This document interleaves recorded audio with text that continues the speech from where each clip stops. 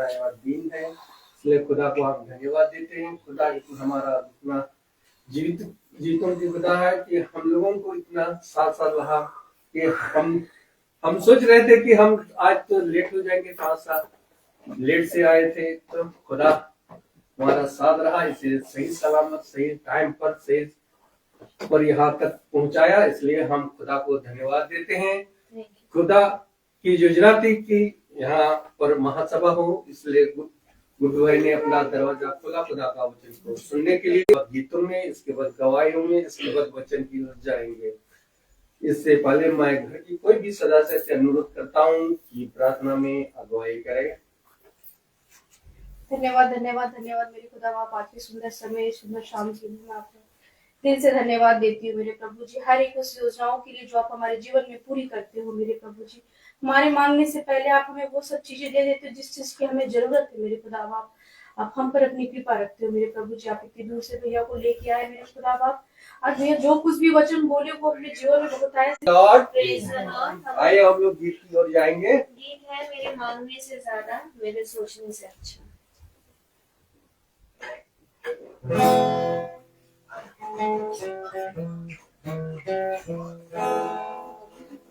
मेरे मांगने से ज्यादा मेरी राहों में मुश्किल मैंने पाई है मंजिल यीशु से। मेरे मांगने से ज्यादा गैरों ने छोड़ा, अपनों ने भी ठुकराया, बेयानी थी जिंदगी, आंखों में आंसू तन्हाइयों की रातें, मुश्किल में थी जिंदगी, तूने अपना लहू बहाया, गुनाहों को मेरे धोया, मैंने पाई है माफी यीशु से। मैं भटका हुआ मुसाफिर, मेरी राहों में भी मुश्किल, मैंने पाई है मंजिल यीशु से। मेरे मांगने से ज्यादा जीवन ये मेरा है तेरे हवाले, तूने ही दिए खुशी,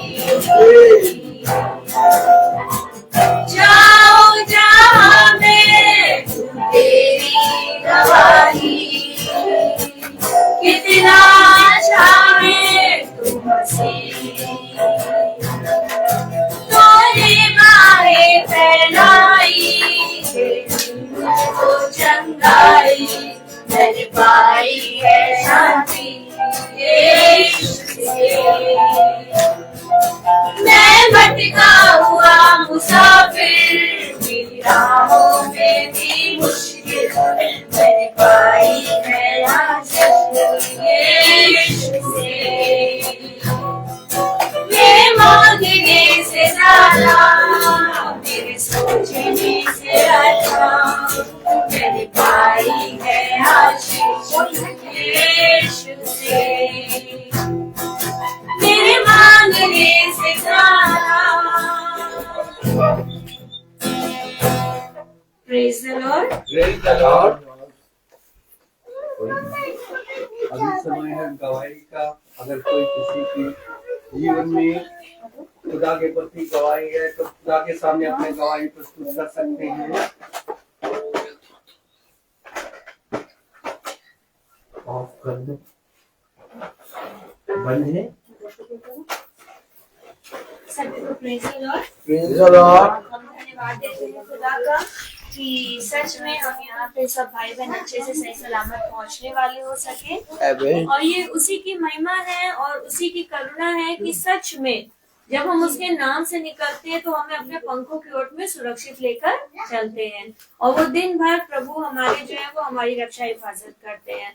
मैं बताती हूँ कि मेरी क्लास की एक बच्ची है, उसका नाम श्रेणिका है, और कल जब वो स्कूल से अपने घर लौट रही थी अपनी मम्मी के साथ में, तो रास्ते में उसका एक्सीडेंट हो गया था।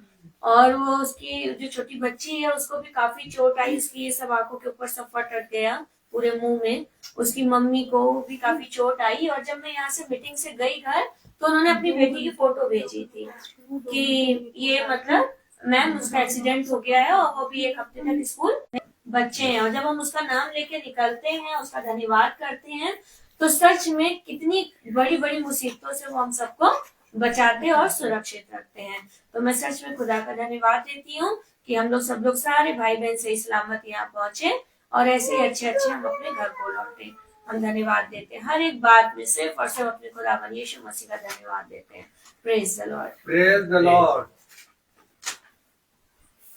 सबको प्रेज द लॉर्ड। हमारी भी एक गवाही है हस्बैंड के लिए, क्योंकि खुदा ने उनको हर समय हर चीजों से बचाया है।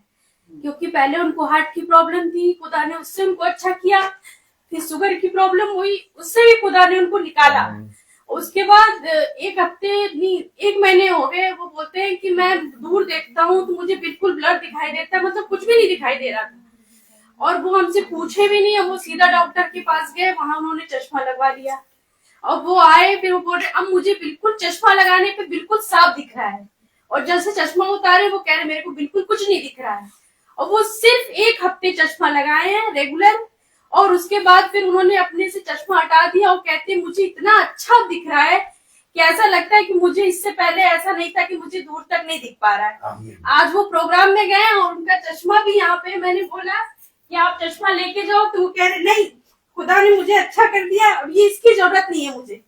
और ये चश्मा आज वो घर पे छोड़ के गए। इसके लिए मैं अपना खुदा को बहुत धन्यवाद देती हूँ कि वो उनकी हिफाजत हर समय करते हैं, हर वक्त करते हैं, क्योंकि वो बहुत ज्यादा हर चीजों से परेशान रहते हैं, लेकिन वो सिर्फ खुदा को पकड़े रहते हैं। वो खुदा से वो बोलते हैं, खुदा उनकी हर चीजों को पूरा करता है।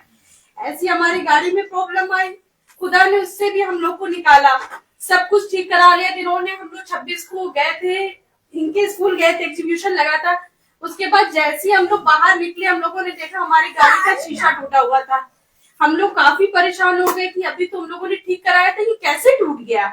उसके बाद शाम के 2 बज रहे थे या 2:30 बज रहे थे, फिर उन्होंने फोन मिलाने स्टार्ट किया कि मतलब शीशा लग जाए, नहीं तो पूरी गाड़ी ओपन रहेगी। लेकिन कहीं भी शीशा नहीं मिला उस दिन। सब लोगों ने बोला कि शीशा लगेगा दूसरे दिन ही लग पाएगा, हाँ सब गाड़ी ऐसी खड़ी करो। लेकिन हम लोग पूरी रात परेशान रहे कि गाड़ी हमारी खुली है। हम लोग ऊपर से सिर्फ देख रहे थे कि गाड़ी हमारी खड़ी है, लेकिन उसके अंदर की हिफाजत मेरे खुदा ने की कि गाड़ी के अंदर ना एक चीटा ना एक मक्खी, कुछ भी नहीं गया, पूरी गाड़ी ओपन थी। और उसके दूसरे दिन ही खुदा ने गाड़ी में शीशा लगवाया और मेरी गाड़ी बिल्कुल अच्छी है। इसके लिए भी मैं खुदा का धन्यवाद देती हूँ, क्योंकि हर चीजों में खुदा हमारी हिफाजत करता है और किसी चीज की हमें कोई घटी या कमी नहीं होने देता। इसके लिए मैं खुदा का अपने बहुत बहुत धन्यवाद देती हूँ। Praise the Lord, praise the Lord.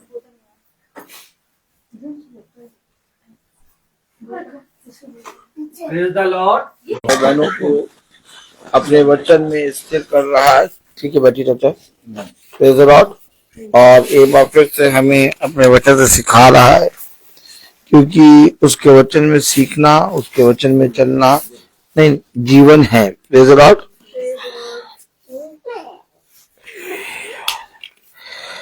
खुदावन हमेशा हमें बहुत ताकत से समझ बुद्धि देता है और हमें हर एक विपत्ति अंधकार से बचाता है। और वो चाहता है कि हम अपने जीवन भर पिता के वचन में बने रहें।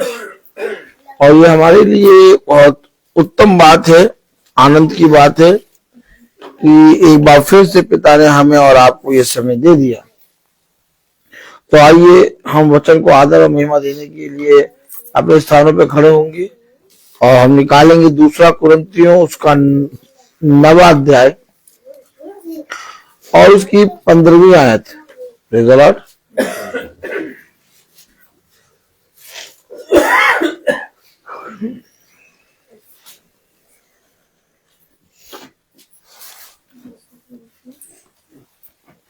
दूसरा कुरिन्थियों 9वां अध्याय 2 कुरिन्थियों उसका 9वां अध्याय की 15वीं आयत में लिखा है, चलने वाला मन बुद्धि समझ दे। आमीन। हम सब अपने स्थानों पर बैठ जाएं।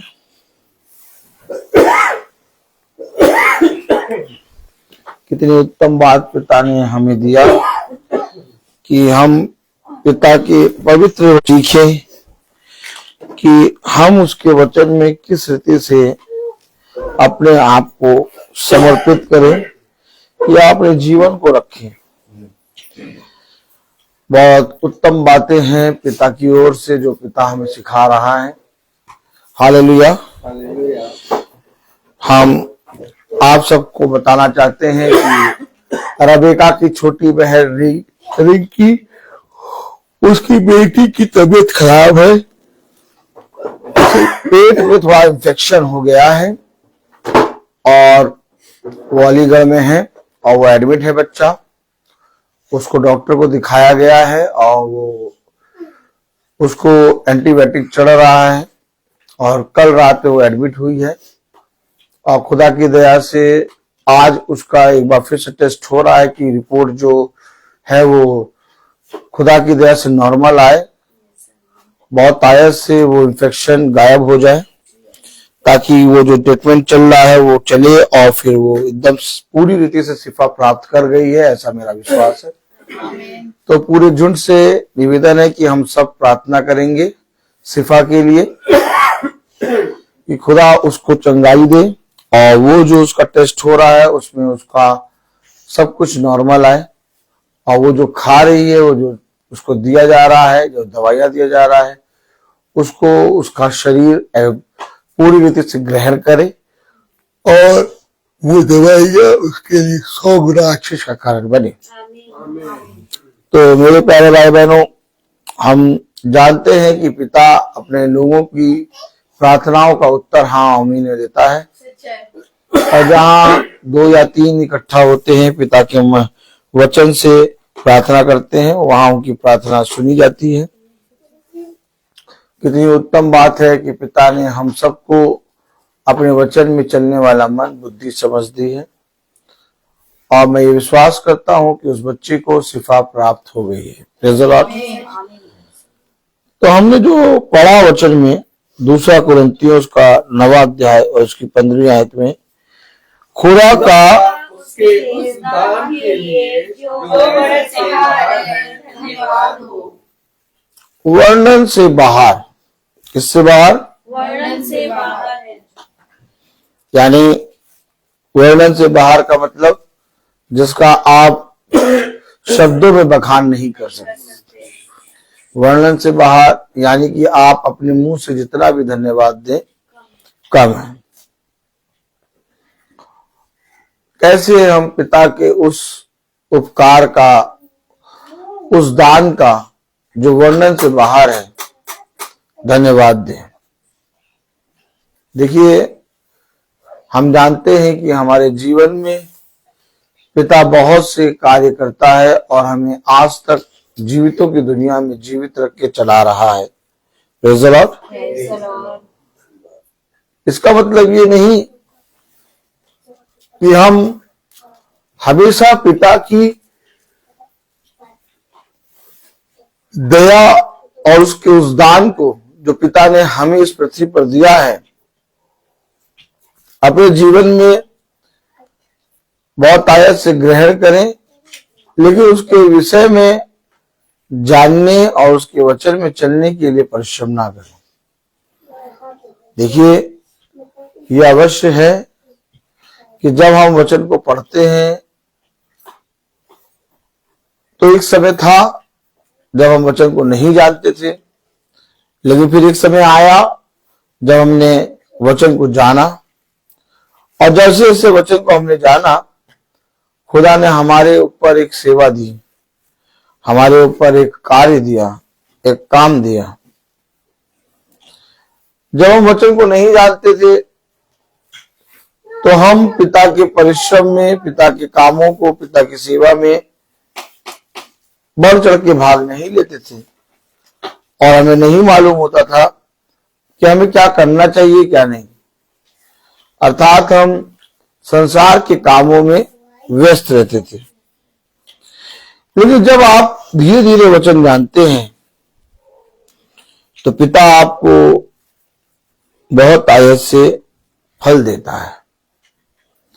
हमेशा याद रखिए, जब आप बीज बोते हैं तो एकदम से फल नहीं आता, लेकिन जब हम बीज बोते हैं तो एक पौधा उत्पन्न होता है, बीज मरता है और एक पौधा उत्पन्न होता है, और वो पौधा धीरे धीरे बड़ा होता है। अभी उसकी टहनियां, उसकी डंगाले नहीं है, वो बहुत मामूली सी है, उसको कोई भी अपने पैर से रौंद सकता है।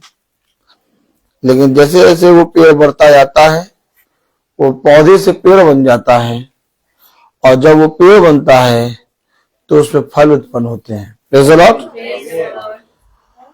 अब आप मुझे बताइए, आप में से कितने लोग मानते हैं कि ये जो वचन आप पढ़ रहे हैं या सुन रहे हैं, ये बीज है? कितने लोग मानते हैं? आप लोग पहले बताइए, इस बात पर विश्वास करते हैं कि वचन बीज है?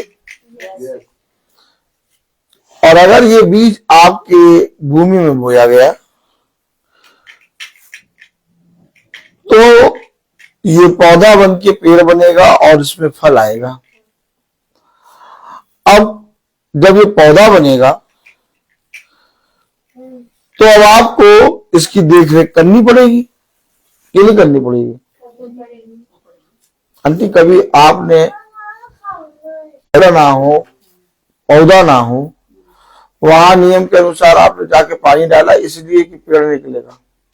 नहीं, वहाँ कुछ है ही नहीं, तो पानी क्यों डाले, परिश्रम क्यों करें?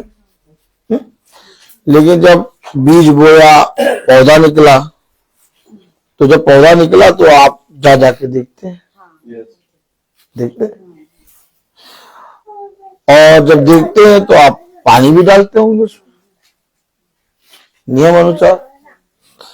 और जब पानी डालते हैं तो आप उसको बाखूबी उठा उठा के रखते भी होंगे इधर से उधर गमला।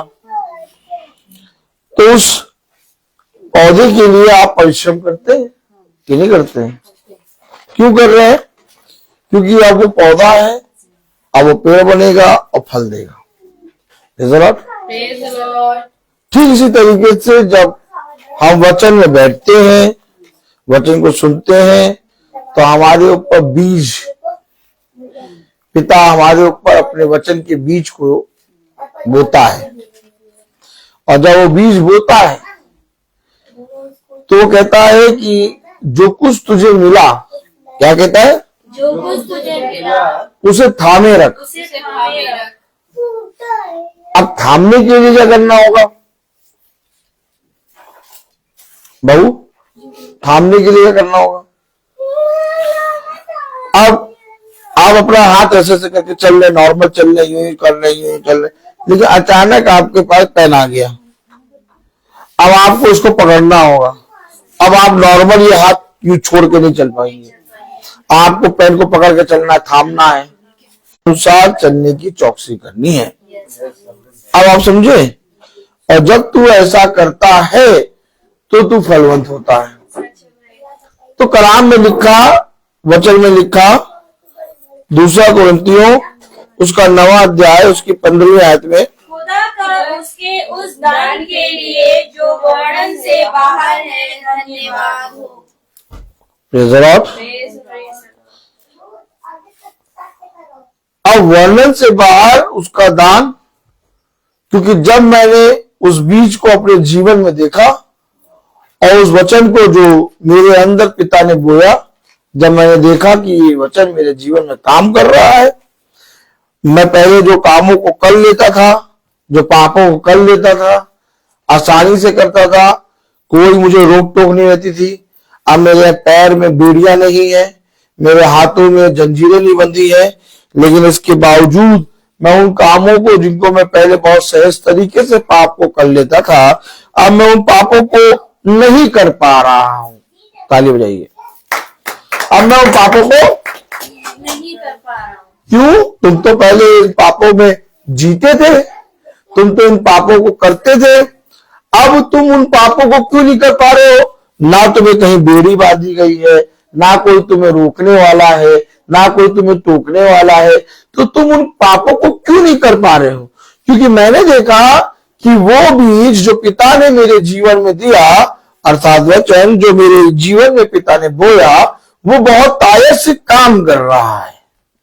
और उस बीज के कारण, उस वचन के कारण मेरे जीवन में अब वो पाप जो मैं पहले कर लेता था अब नहीं कर पा रहा हूं। अर्थात यही बात पौलुस ने कहा कि मैं पुराने वाले काम अब नहीं करता, अब मैं एक नई सृष्टि बन गया। अब मैं पुराने जीवन वाले काम नहीं कर पाऊंगा क्योंकि मैं नई सृष्टि बन गया। अब जब मेरे जीवन से वो पुराने काम नहीं हो रहे, जब मेरे जीवन से वो पुराने पाप नहीं हो रहे, जब मेरे जीवन से मैंने देखा कि जिन पापों को मैं बहुत सहज तरीके से कर लेता था, अब मैं वचन में चलने के कारण, वचन को सुनने के कारण वचन मेरी चौकसी कर रहा है। अब मैं उन पापों को नहीं कर पा रहा, तो मेरा कर्तव्य क्या होता है? क्या होता कर्तव्य बताइए? जब वचन आपको उन पापों को करने से रोकता है और आप उन पापों को नहीं कर पा रहे, तो अब आपका कर्तव्य क्या बनता है कि जैसे आप पाप में घिरे रहते थे, जैसे आप पाप में चलते थे, जैसे आप पाप को करने से कभी भी हिचकिचाते नहीं थे और आप उसमें जीते थे, समय बिताते थे, अब वैसे ही हम पाप को नहीं बल्कि पिता के वचन में जीवन बिताए। क्यों? क्योंकि उसने मुझे उस पाप से दूर किया। आप समझ रहे हैं? नहीं समझ रहे? नहीं समझ रहे? अब हम पिता के वचन में जीवन क्यों बिताएं? क्योंकि मेरे जीवन से वो पाप दूर हुए हैं। इसलिए मेरे पिता ने मेरे ऊपर जो दान दिया वो वर्णन से बाहर है। क्योंकि कोई जना दान देगा तो तुम्हें या तो अन्न देगा, या तो वस्त्र देगा, या तो धन देगा। लेकिन मेरे पिता ने जो मुझे दान दिया, वो दान इस पृथ्वी पर कोई नहीं दे सकता। आमीन। वो दान क्या है? अपना लहू। वो दान क्या है? अपना शरीर। और उसके लहू और उसके शरीर के कारण जो उसने अपनी देह को मेरे लिए दिया, उसके कारण मैं आज अपने पापों से मुक्त हो रहा हूं। तो मुझे क्या करना चाहिए था? दूसरा कुरिन्थियों उसका 10वां अध्याय। Praise the Lord.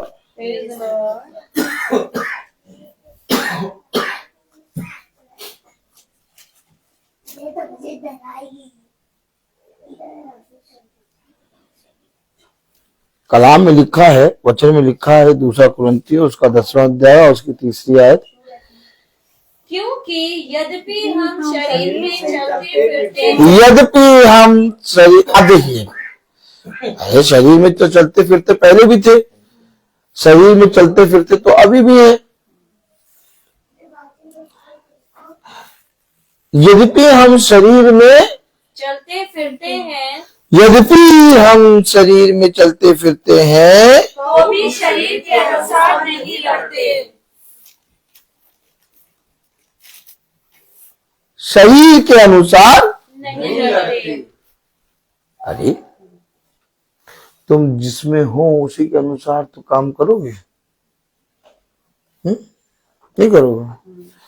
भैया आप बताइए, आप घर के अंदर हैं तो आप घर के अनुसार रहेंगे, आप गार्डन में जाएंगे तो गार्डन के अनुसार रहेंगे, समझ से कि नहीं बहू? आप होटल में जाएंगे तो होटल के अनुसार रहेंगे, आप शरीर में हैं तो शरीर के अनुसार चलेंगे। है बात सही है कि नहीं? लेकिन ये कह रहा, यद्यपि हम शरीर के अनुसार चलते फिरते हैं, यद्यपि हम शरीर के अनुसार चलते फिरते हैं, तो भी शरीर के अनुसार नहीं लड़ते। अब हम शरीर के अनुसार नहीं लड़ते। क्या दान दिया उसने जो वर्णन से बाहर है? क्या दान दिया उसने जो वर्णन से बाहर है? आप हमें देख रहे हैं कि ब्रदर रोहित शरीर में चल रहे हैं। ये कौन? ये रोहित है। ये कौन? ये रबिका। ये कौन? सुची। ये कौन? ये डैनियल। ये प्रेमसी। ये शरीर के अनुसार, यद्यपि हम शरीर के अनुसार चल फिर रहे हैं, लेकिन कलाम बता रहा वचन बता रहा, तीसरी आयत क्योंकि पूरी पढ़ें। यद्यपि हम शरीर में चलते फिरते हैं तो भी शरीर के अनुसार नहीं लड़ते। तो भी हम शरीर के अनुसार नहीं रहते। तो यानी कि हमारा जो कुछ भी चलना फिरना है, तुम हमें जब देखते हो तो कहते हो रोहित चल रहे हैं, जब तुम हमें देखते हो तो कहते हो कि डैनियल चल रहे हैं। लेकिन हमारा लड़ना शरीर के अनुसार नहीं है। शरीर का आदमी कैसे लड़ता है? गाली से। शरीर का आदमी कैसे लड़ता है? हाथ पांव से।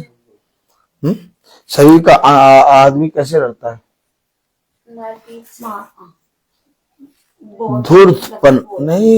धूर्तपना योजना बना के। क्या योजना बना के? एक आपने हाथ पांव की लड़ाई देखी होगी, एक आपने गाली गलौज की लड़ाई देखी होगी, एक होती है योजना बनाकर लड़ना। ठीक है, तुम कह दो अब हम तुम्हें फंसाएंगे, ऐसा फंसाएंगे कि तुम भी याद करोगे। अब उसके लिए योजना बनती है और मन ही मन उसको फंसाकर एक योजना बनाकर उसे पूरी रीति से नाश करने का अपना लड़ना। लेकिन कलाम बता रहा, वचन कह रहा कि हम शरीर के अनुसार नहीं लड़ते, ना गाली से, ना हाथ पांव से, ना अपने विरोधियों के लिए योजना बना के। अरे अरे ऐसे कैसे बात तुम कर रहे हो? लोग तो अपने विरोधियों के लिए योजना बनाते हैं, लोग तो अपने विरोधियों से गाली गलौज से बात करते हैं, लोग तो अपने दुश्मनों के का चेहरा नहीं देखना चाहते। लेकिन तुम ये क्या बात कर रहे हो? तो कलाम में लिखा 2 कुरिन्थियों उसका 10वां अध्याय और उसकी 3री आयत, क्योंकि यद्यपि हम शरीर में चलते फिरते हैं तो भी शरीर के अनुसार नहीं लड़ते। क्यों नहीं लड़ते शरीर के अनुसार? क्योंकि हमने बीज को, वो बीज जो पिता ने मेरे जीवन में बोया, उसको काम करते देखा। हमेशा याद रखो, कहीं पर भी दिखा दो कि यीशु मसीह ने गाली दी, कहीं पर भी दिखा दो कि यीशु मसीह ने इनको हाथ पांव से मारा। वचन में कहीं पर भी दिखा दीजिए कि यीशु मसीह ने अपने विरोधियों के लिए षड्यंत्र रचा। जब यीशु मसीह कहीं जा रहा है और लोगों के बीच में खड़ा है, तो उसके यीशु मसीह ने हमें एक योद्धा बनाया, और योद्धा ऐसा बनाया कि जब तुम मेरे वचन में परिश्रम करोगे और जब जैसा मैंने कहा वैसा करने में चौकसी करोगे और मेरे वचन को सुनकर जो कुछ तुम्हें मिला उसमें तुम परिश्रम करोगे, उसे थामे रखोगे, तो मैं तुम्हें शरीर के अनुसार लड़ने वाला नहीं बनाऊंगा। कलाम में लिखा, वचन में लिखा 4 आयत, क्योंकि हमारी लड़ाई के हथियार शारीरिक नहीं। हमारी लड़ाई के हथियार शारीरिक नहीं। अब आप समझिए, हमारी लड़ाई के हथियार शारीरिक नहीं। अब आप बताइए, आप खुदा के वचन में अपने जीवन में पिता की आत्मा में कैसा हथियार आप बांधना चाहते हैं? क्योंकि आप अगर बहुत ध्यान से देखें तो मनुष्य के मन में निरंतर बुरा होता है, और ये जो बुरा होता है यही उसके अधर्म का कारण होता है। और लेकिन जब हम पिता के पवित्र वचन को अपने जीवन में स्थान देते हैं तो उन अधर्मों के कामों से छूट जाते हैं। क्यों?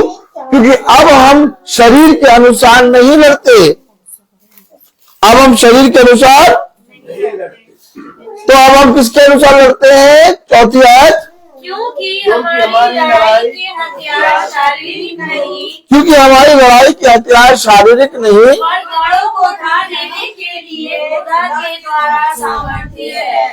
गढ़ों को ढा देने के लिए, किसको? गढ़ों को ढा देने के लिए खुदा के द्वारा सामर्थ्य है। गढ़ों को ढा देने वाला, यानी विपत्ति, कलेश, अंधकार की शक्तियां इस पृथ्वी पर अधर्म के कामों को ढा देता है पिता का सामर्थी वचन।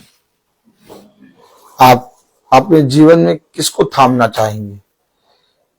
शरीर के हथियारों को कि उन हथियारों को जो गढ़ों को ढा दे और जो खुदा के द्वारा सामर्थी है?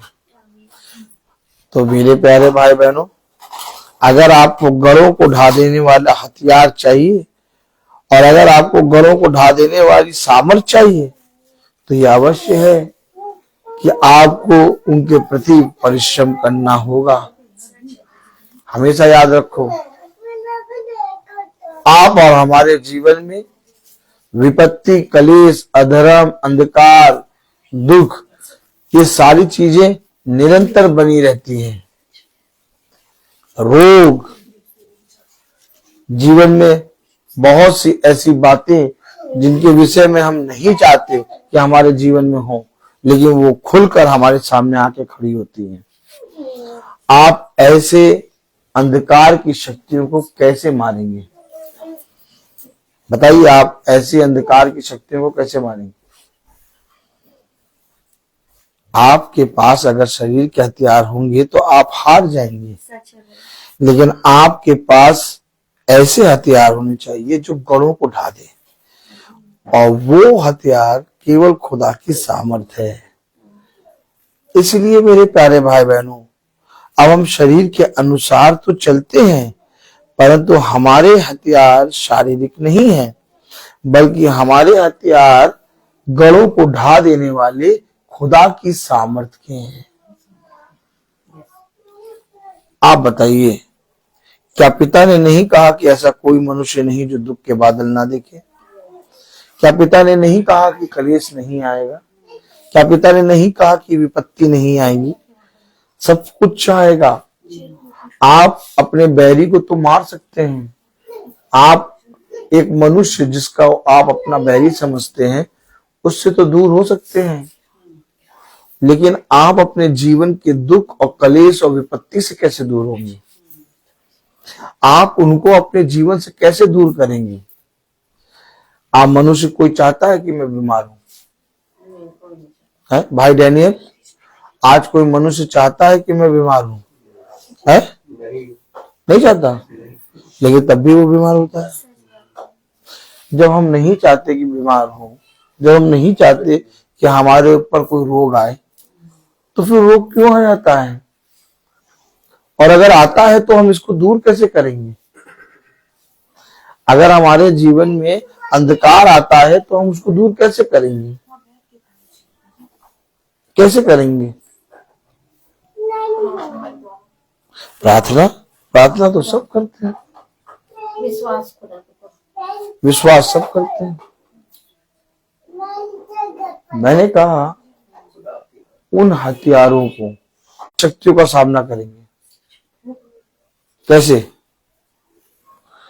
बहू, कैसे करेंगे अंधकार की शक्तियों को सामना? बहू बताओ, उन अंधकार की शक्तियों का सामना कैसे करेंगे? उन रोगों का, उन विपत्तियों का, उन कलेशों का, उन दुष्ट की युक्तियों का, उन घंघोर अंधकार का सामना कैसे करेंगे? वचन तो सबके पास है, लेकिन तब भी वो सारी चीजें जो हमारे पास आती हैं, हम उनको देखकर भयभीत हो जाते हैं, घबरा जाते हैं, डर जाते हैं, हमारा मन विचलित हो जाता है। हमेशा निरंतर हम उन्हीं विषय के विषय में सोचते रहते हैं। जब हम बिछौने पे जाते हैं तो भी उन बातों को सोचने लगते हैं। जब हम बिछौने से उठते हैं, अपने घर के काम करते हैं, तब भी हमारे मन में वो बातें बनी रहती हैं। इन बातों को आप कैसे अपने जीवन से दूर करेंगे? यही है, यही है। जब आप कार से जाते हो, ताली नहीं बजाएंगे, जब आप कार से जाते हो तो आप नहीं चाहते कि वहां पर गाड़ी आप रोकें, लेकिन आपको ना चाह के भी वहां पर गाड़ी ले जानी पड़ती है। कहां पर? पेट्रोल टंकी। कहां? पेट्रोल टंकी। भाई कोई आदमी चाहता है कि पेट्रोल टंकी जाए? कोई आदमी चाहता है कि पेट्रोल टंकी पे गाड़ी रोके? कोई नहीं चाहता, लेकिन ना चाह के भी उसे पेट्रोल टंकी पे गाड़ी ले जानी पड़ती है, उसे पेट्रोल टंकी पे गाड़ी रोकनी पड़ती। क्यों? क्यों भैया गाड़ी में पेट्रोल क्यों डलाते? अगर नहीं डलाएंगे तो क्या होगा? गाड़ी नहीं चलेगी। गाड़ी तैयार है, गाड़ी एकदम रेडी है, लेकिन गाड़ी चलेगी ही नहीं अगर पेट्रोल नहीं डलाएंगे तो, है? तो जैसे पेट्रोल ना डलाओ तो गाड़ी नहीं चलेगी, वैसे परिश्रम ना करो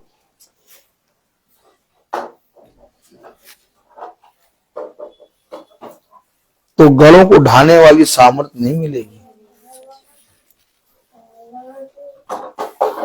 वो हाथ देखो, हाथ दिखा करिए आप कहेंगे देखो ये क्या बता रहे हैं। अरे नहीं, हम तो भैया यहाँ से यहीं से बाइबल खोल प्रार्थना करेंगे। देखो नहीं, अगर ऐसा होता तो यीशु मसीह स्वर्ग से बोल देता सारा मानव जाति का पाप धुल जाए। क्यों बेटा? अगर ऐसा होता तो यीशु मसीह स्वर्ग से एक अनाउंसमेंट कर देता कि सारा मानव जाति का पाप, क्यों उसे मरना पड़ता? क्यों वो इस पृथ्वी पर जन्म लेता? क्यों वो कोड़ों की मार खाता? क्यों वो लज्जित होता? क्यों अपने मुंह पे थुकवाता? क्यों अपने बाल नचवाता?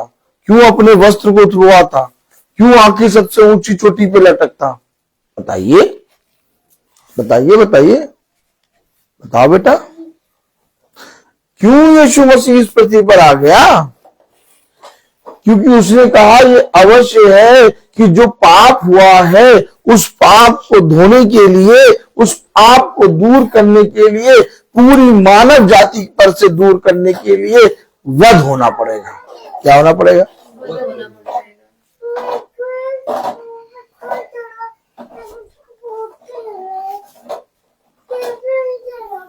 हमेशा याद रखिए,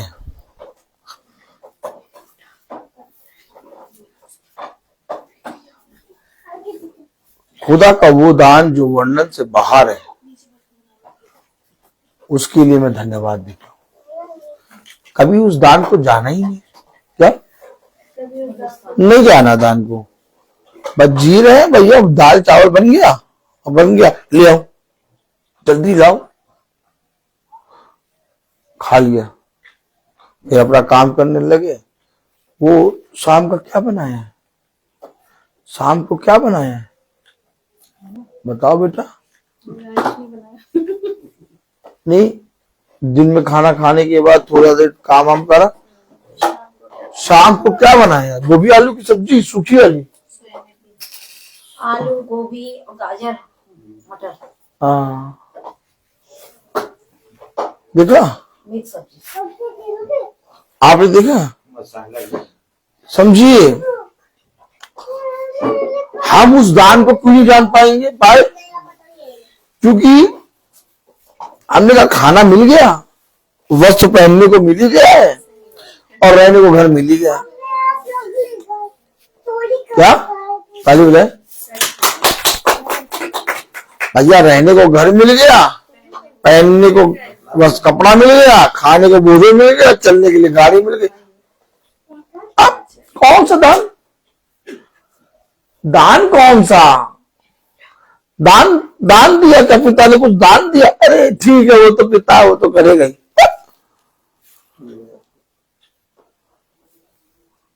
नहीं,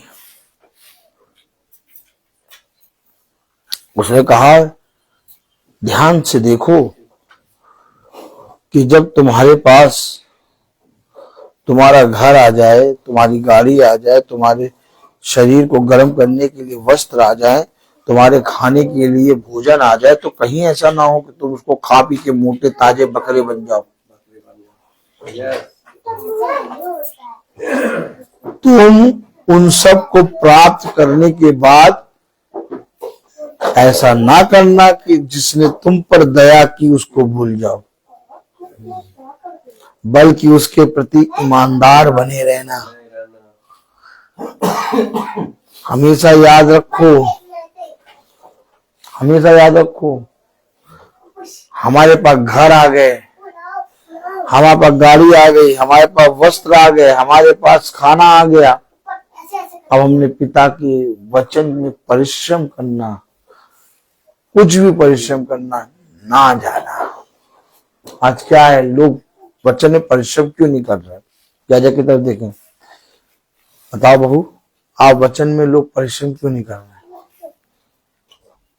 क्यों करें परिश्रम? सब कुछ है तो क्यों करें परिश्रम? परिश्रम कब करते हैं? जब विपत्ति आती है। जब विपत्ति आती तो निरंतर बाइबल पढ़ना शुरू हो जाते हैं। अब वो विपत्ति अगर 20 दिन तक है तो 25 दिन तक बाइबल पढ़ेंगे। विपत्ति अगर आ गई है तो डेली मीटिंग सुनेंगे। क्या? डेली मीटिंग सुनेंगे। जैसे ही वो विपत्ति थोड़ी सी दूर गई, पहले जिस टाइम पे मीटिंग सुनते थे, अब जैसे ही विपत्ति दूर गई, अब उसी टाइम पे हमें जाना है वहां मोमोस। क्या? विपत्ति गई। क्या? विपत्ति गई। तो जब विपत्ति गई तो हमको भी तो जाना है। अब प्रार्थना करें। देखिए, समझिए, समझिए, हमेशा समझिए वचन को। उसने कहा, हाय उस पुत्र पर जो अपने पिता को ना पहचाने।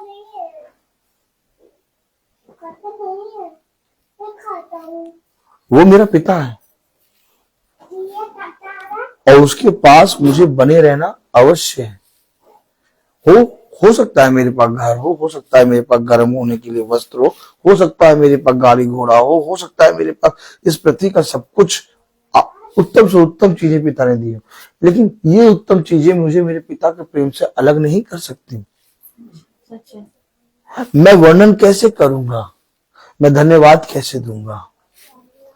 कह रहा, हम शरीर के अनुसार नहीं लड़ते, क्योंकि हमारे पास पिता की सामर्थ है जो गढ़ों को ढा देती है। हम विपत्ति से नहीं डरते, हम कलेश से नहीं डरते, हम अंधकार से नहीं डरते, हम उन दुष्ट की युक्तियों से नहीं डरते। क्यों नहीं डरते? क्योंकि हमारे पास पिता की सामर्थ के गढ़ों को ढा देने वाला हथियार है।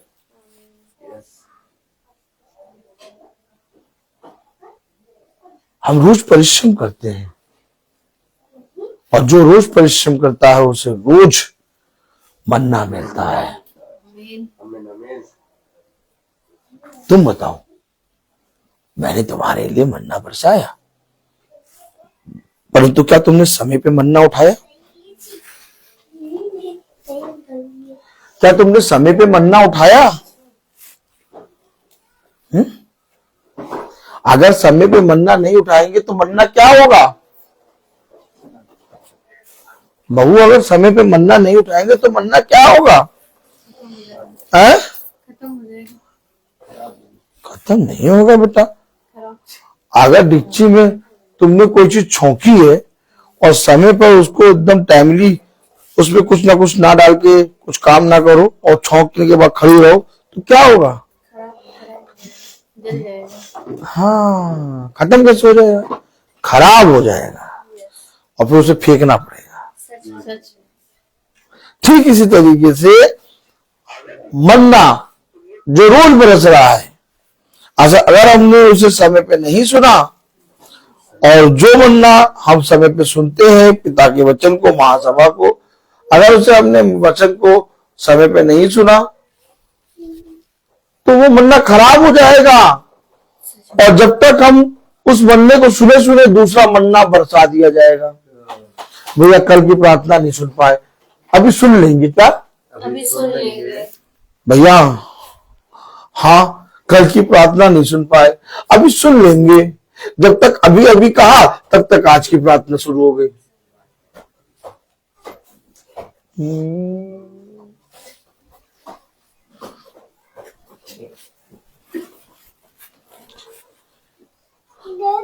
कल की प्रार्थना नहीं सुनी हमने, अभी सुन लेंगे। क्या अभी सुन लेंगे। अभी अभी क्या बाबू इधर देखो, अभी अभी अभी सुन लेंगे। जब तक अभी अभी करा तब तक आज की प्रार्थना शुरू हो गई। अब कल की प्रार्थना वाला मन्ना क्या हुआ?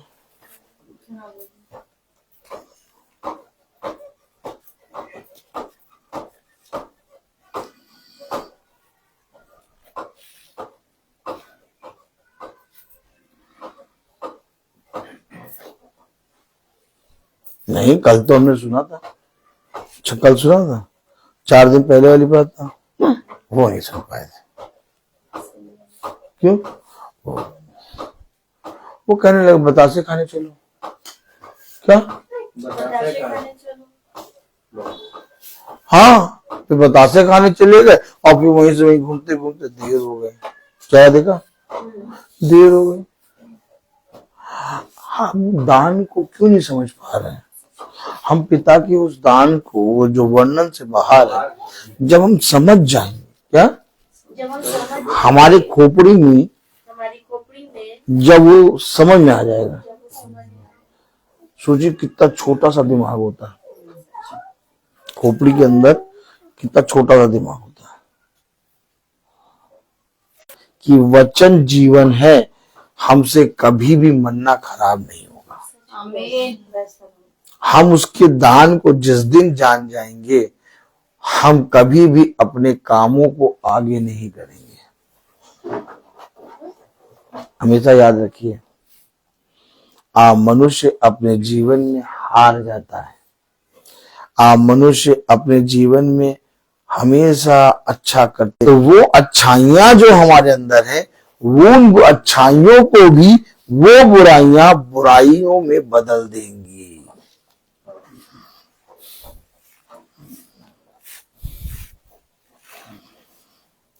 जानने के लिए, वचन को सुनने के लिए आज हमने नहीं सुना, लेकिन जैसे बीबी ने धीरे से कहा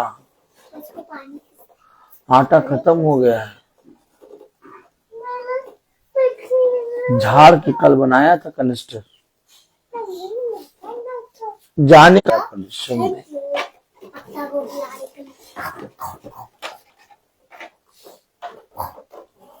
हमेशा याद रखिए, हम सब भाई बहनों को इस पृथ्वी पर पिता चला रहा है, और चलाने के साथ तुम मुझसे दूर हो जाओ। समझे वचन को। और मनुष्य उल्टा कर रहा है। जैसे जैसे वो इस पृथ्वी पर रह रहा है, जैसे जैसे वो इस पृथ्वी पर जी रहा है, वैसे वैसे और ज्यादा मन लगा रहा है। मैं ये भी कर लूं, वो भी कर लूं, ये भी कर लूं, वो भी। ऐसा करते करते उसकी आयु भाप के समान उड़ गई, और पता चला कि उसने कुछ भी ना प्राप्त करा। जिनके लिए उसने परिश्रम करा, जिनके लिए उसने सब कुछ करा, इस पृथ्वी पर हमारे लिए पिता ने हमें अपना वचन किस लिए दिया? कि हम पृथ्वी की बातों से फिरें और स्वर्ग की बातों पे मन लगाएं। क्योंकि उसने कहा जहां तेरा धन वहां तेरा मन।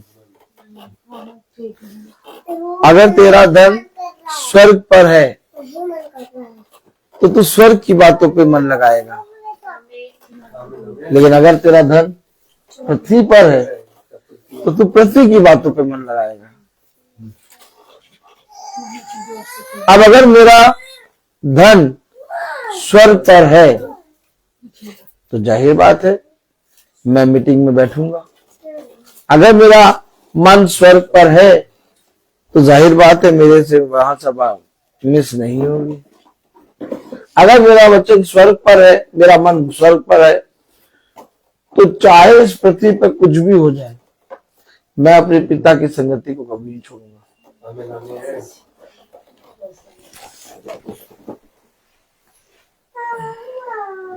आप बताइए, कौन सा विश्वास, कौन सा वचन आपको पृथ्वी की बातों से उठाकर स्वर्ग की बातों पे ले जाएगा? ना कोई वचन, ना कोई विश्वास। आपको पृथ्वी की बातों से उठाकर अगर कोई स्वर्ग ले जाएगा, तो आपका पिता के वचन में परिश्रम। सच है। अगर आपने पिता के वचन में परिश्रम नहीं किया, तो ये वचन तुम्हारे लिए व्यर्थ है। उसने कहा मेरे लोग, उसने कहा मेरी प्रजा, उसने कहा मेरा पुत्र।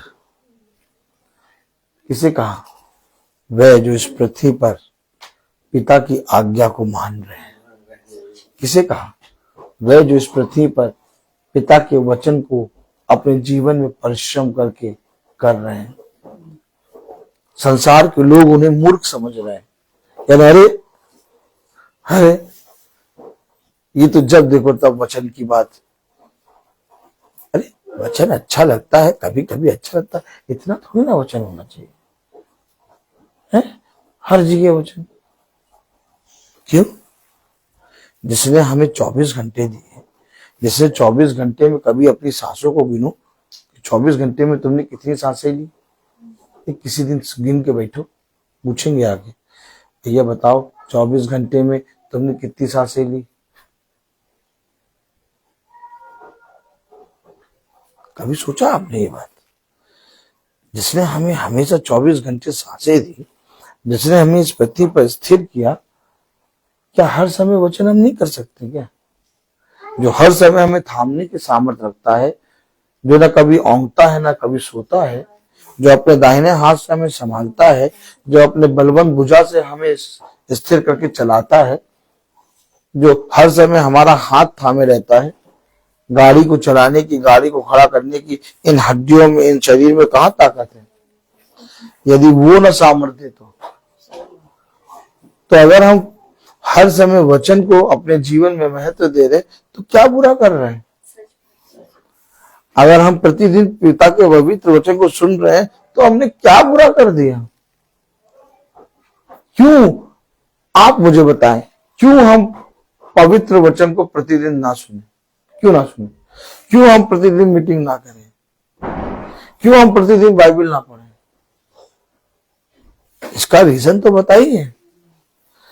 अगर हम दिन में 3 बार भोजन करते हैं, तो क्या ये जरूरी नहीं है कि हम सुबह शाम पिता के वचन को खाएं? मेरे प्यारे भाई बहनों, हकीकत बात तो ये कि हमने पृथ्वी की बातों को स्वर्ग की बातों में, पृथ्वी की बातों को स्वर्ग की बातों से बढ़ चढ़ कर माना है। और हकीकत बात ये, आज हमारे जीवन में पृथ्वी की चीजें स्वर्ग की चीजों के सामने कुछ भी नहीं है। हमारे लिए पृथ्वी बढ़ चढ़कर हो गई है, जिसके विषय में पिता ने कहा तुम यूं ही उस सारी चीजों को छोड़ दोगे, तुम्हें पता भी नहीं लगेगा।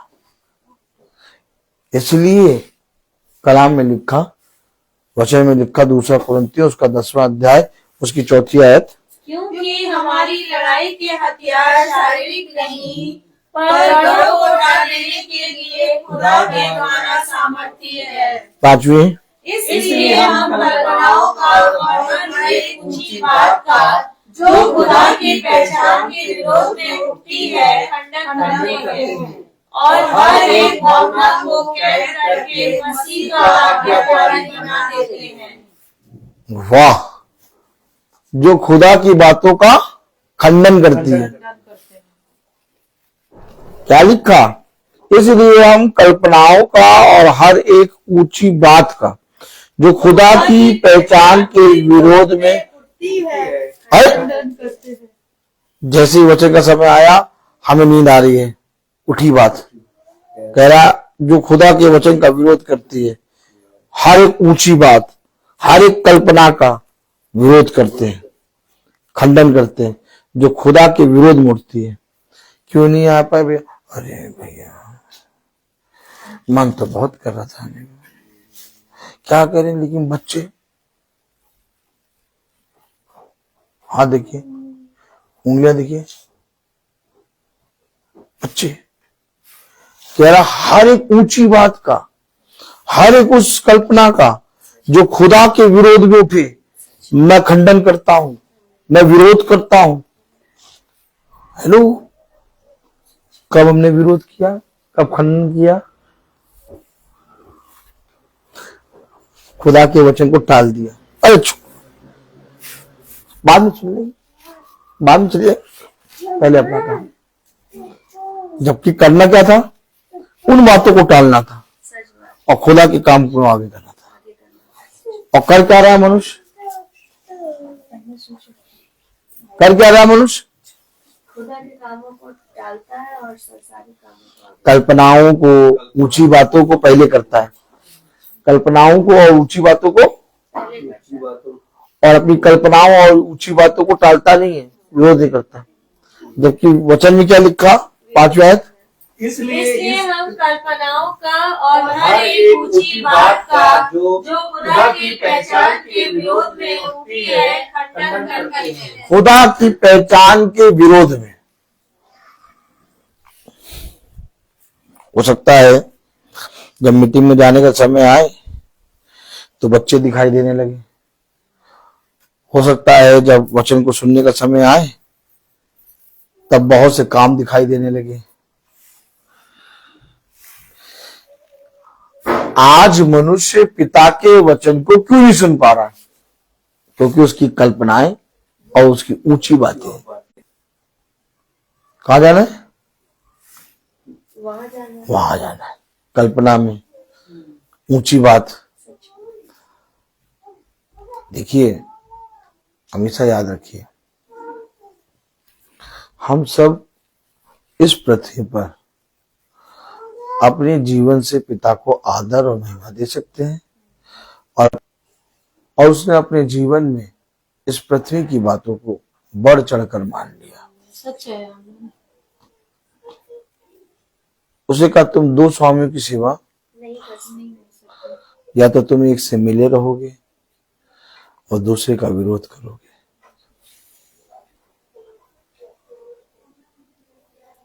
एक ही सोते से मीठा होगा। और पिता ने भी यही कहा कि तुम जहां जहां जाओ वहां पर तुम्हारे जाने के कारण तुम्हारे पिता को आदर और महिमा मिले। मैं बोलता हर चीज का एक। तो आइए हम प्रार्थना में चलेंगे और मेरा निवेदन है भाई डैनियल से कि वो प्रार्थना में अगुवाई करें।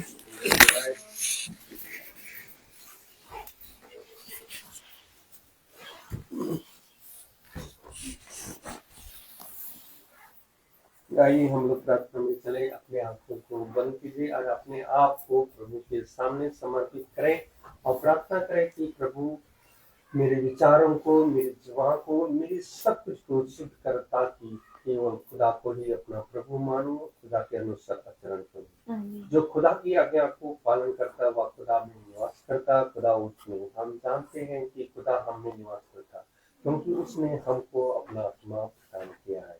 और जो शिक्षा आप लोगों ने प्रारंभ से सुनी, यदि वह आप में बने रहेगी तो आप भी पुत्र तथा पिता में बने रहोगे। प्रभु यीशु मसीह ने दी वह है अनंत जीवन, जो खुदा की इच्छा को पूरी करता हुआ युग युग तक बना रहता है। हे प्रभु, अपने सेवक पर कृपा दृष्टि कर तुम्हारी ज्योति मनुष्यों के सामने चमकती रहे, जिससे तुम्हारे भले कामों को देखकर तुम्हारे स्वर्ग पिता की महिमा करें। हे प्रभु, तू अनादि अमर खुदा है। धन्य है वे जो अपने को दिनहीन समझते हैं। स्वर्ग का राज उनका है। अपने भक्तों के प्रति प्रभु का प्रेम सदा सर्वदा बना रहता है। हे पिता, स्वर्ग और पृथ्वी के प्रभु, मैं तेरी स्तुति करता हूँ क्योंकि तूने इस राज के रहस्यों को मेरे बच्चों के लिए प्रकट किया। प्रभु की महिमा इस घराने में निवास करे। प्रभु कहते हैं कि मैं तुम लोगों को एक नया आज्ञा देता हूँ। मैंने जैसे तुम लोगों को प्यार किया वैसे तुम भी एक दूसरे को प्यार करो। यदि तुम मुझे प्यार करोगे तो मेरी शिक्षा पर चलोगे और मेरे पिता उससे प्यार करेंगे और मैं उसके पास आकर उनमें निवास करूंगा। हे प्रभु, मुझे ऐसी शिक्षा दे कि मैं तेरी संहिता का पालन करता रहूं। धन्य है वे जो अपने को दीन समझते हैं, में जो प्रभु पर भरोसा रखते हैं, वह युग युग तक बना रहता है। प्रभु, अब मैं आपको धन्यवाद देता हूँ क्योंकि जो वचन आपने इस महासभा में दिया है खुदा, ताकि उस वचन को ग्रहण करने की सामर्थ्य दीजिए, ताकि आपका वचन को सत्य में ग्रहण कर सके। खुदावन, मैं आप लोग खुदा का सामर्थ, खुदा का सारे सामर्थ उसको ग्रहण करके आप उस अनुग्रह में बने रहे कि वह खुदा जो अनुग्रह दिया, जो वरदान दिया है, जो उस वचन को ग्रहण करने के लिए जो सामर्थ दिया है खुदा, उनको ग्रहण करने की सामर्थ्य दीजिए। खुदावन, मैं आपको धन्यवाद देता हूँ जो वचन इस महासभा में दिए हैं खुदा, ताकि उस वचन को ग्रहण करने के लिए हम यहाँ पर जितने लोग उपस्थित हैं, ताकि उसको ग्रहण कर सके। आपका अनुग्रह हम लोगों पर बने रहे खुदा, ताकि आपका जो वचन हम सुने हैं खुदा, ताकि उसको ग्रहण कर सके और उसमें बने रहें। खुदावन, मैं इस घर के जितने भी यहाँ लोग उपस्थित है खुदा, मैं उन सबों के लिए मैं यही दुआ करता हूँ खुदा कि आपका आत्मा इन लोगों पर बने रहे, आपका वचन को ग्रहण कर सके, आपका अनुग्रह उन लोगों पर बने रहे खुदा, ताकि आपका वचन को ग्रहण कर, आपके समर्थी वचन को ग्रहण करके उसमें बने रहे। खुदावन, अपने छोटे झुंड के लिए भी यही दुआ करता हूँ खुदा, ताकि जो वचन इस महासभा में दिया गया, जो वचन इस में प्रकट किया गया खुदा, ताकि उस वचन में छाए रहे खुदा, ताकि आपका वचन को सत्य में ग्रहण कर सके और इस वचन के द्वारा उन्हें उद्धार मिल सके। खुदा, मैं अपने भाई के लिए भी यही दुआ करता हूँ खुदा, मैं उनको बहुतायत से आशीष प्रदान करे, वे दिन प्रतिदिन आपकी आत्मा में वह घर घर जाकर वह आपका वचन को सुनाते हैं और उसको उनकी घराने को भी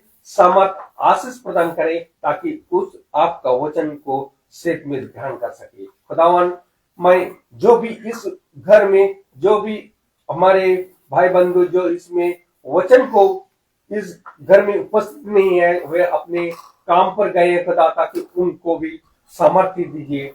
खुदावन, जो भी बीमार है खुदा, उनके लिए भी यही दुआ करता हूँ खुदा, ताकि आपका वचन उस बीमारियों में बने रहे खुदा, ताकि आपका आत्मा उन पर भी छाए रहे, ताकि वह जो भी अब वचन के द्वारा अब उस बीमार को उद्धार मिल सके, सही उसको ग्रहण करें और उस वचन के अनुसार उन लोगों में आपका आत्मा उन पर भी छाए रहे, आपका अनुग्रह उन पर भी बने रहे खुदा, ताकि आपका वचन के द्वारा वह सब बीमारी उसमें दूर हो सके। खुदावन, हम यही दुआ करते हैं हमारे प्रभु यीशु मसीह के नाम पर, आमीन। हे हमारे पिता, तू जो स्वर्ग में है, तेरा नाम पवित्र माना जाए, तेरा राज आए, तेरी इच्छा जैसे स्वर्ग में है वैसे पृथ्वी पर भी पूरी हो। हमारा प्रतिदिन का आहार हमें दे और हमारे अपराध हमें क्षमा कर, जैसे हम भी अपने अपराधियों को क्षमा करते हैं, और हमें परीक्षा में न डाल, परंतु बुराई से बचा, क्योंकि बादशाह, कुदरत, महिमा, जलाल सदा आपकी है। आमीन। हमारे खुदावन यीशु मसीह का वचन, खुदा बाप की मोहब्बत, आपकी कृपा का सराहना हमारे जीवन में अब से लेकर अनंत काल तक होती रहे। आमीन। धन्यवाद, धन्यवाद, धन्यवाद, सारी आशीषों के स्रोत धन्यवाद, धन्यवाद, धन्यवाद, धन्यवाद, सारी आशीषों के स्रोत धन्यवाद, सारी आती ऊपर से, हालेलुया। धन्यवाद, धन्यवाद, धन्यवाद, सारी आशीषों के स्रोत धन्यवाद।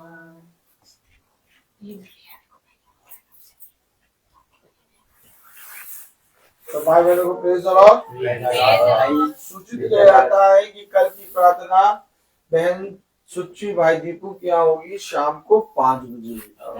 सब भाई बहनों को praise the Lord. Praise the Lord sister, praise the Lord भाई, प्रेज द लॉर्ड इनके प्रेज द लॉर्ड भाई, प्रेज द लॉर्ड बताया, praise the Lord, praise the Lord, praise the Lord. सब भाई बहनों को प्रेज द लॉर्ड।